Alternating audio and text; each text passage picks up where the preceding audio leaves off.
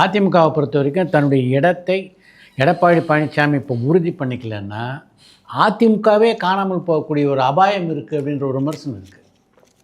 நீங்கள் என்ன நினைக்கிறீங்க? சார், அதிமுகவை பொறுத்த வரைக்கும் அந்த கட்சி திமுக எதிர்ப்பில் மட்டுமே வளர்ந்த கட்சி. இப்போ திமுக எதிர்ப்பை தான் இவங்க ஸ்ட்ராங்காக பண்ணணும்னா, இப்போது அவர் சொன்ன மாதிரி அந்த டாக்ஸ் எடுக்கப்படும் போது முளையிலேயே கிள்ளி எரிஞ்சிருக்க வேண்டியது எடப்பாடி பழனிசாமி தான். என்னது திமுக கூடவா? நெவர். நான் எத்தனை தோல்வியை பார்த்தாலும் எத்தனை பேர் விமர்சனம் பண்ணாலும் நான் திமுக எதிர்த்துக்கிறேன்.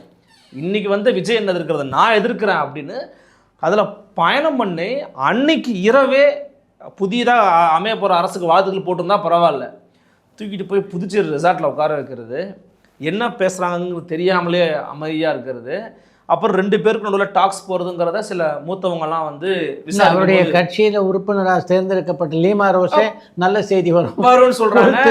ஐயா தம்பிதுரை சொல்கிறாங்க எல்லா மக்களோட ஆதரவோட முதலமைச்சர் ஆவார்னு சொல்கிறாங்க. புதுச்சேரியில் ஒரு மாநில செயலர் புகழேந்தின் ஒருத்தர் அவர் சொல்கிறாருன்னும் போது நமக்கு ஒரு உண்மையிலே இப்படி இல்லாமல் பண்ணுவீங்க.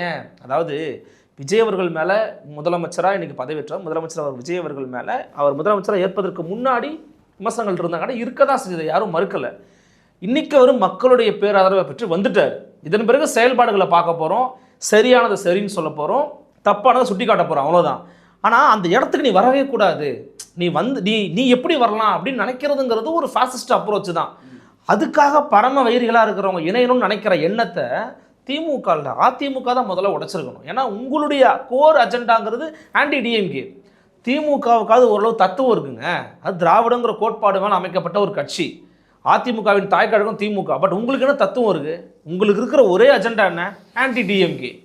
அப்போ அதை ஒருத்தர் பறிச்சுக்கிட்டு இருக்கிறாருன்னா நீங்கள் இன்னும் விகரஸாக விஜய் அவர்களை எதிர்த்து நீங்கள் போராட்டம் பண்ணணும், விஜய் அவர்களை எதிர்த்து பேசணும், ஆட்சியின் நிறைவுகளை சுட்டி காட்டணும், இந்த இடத்துக்கு எடப்பாடி பழனிசாமி நகரணும். ஆனால் இப்போ பார்த்தா அப்படி பண்ணுற மாதிரி தெரியல.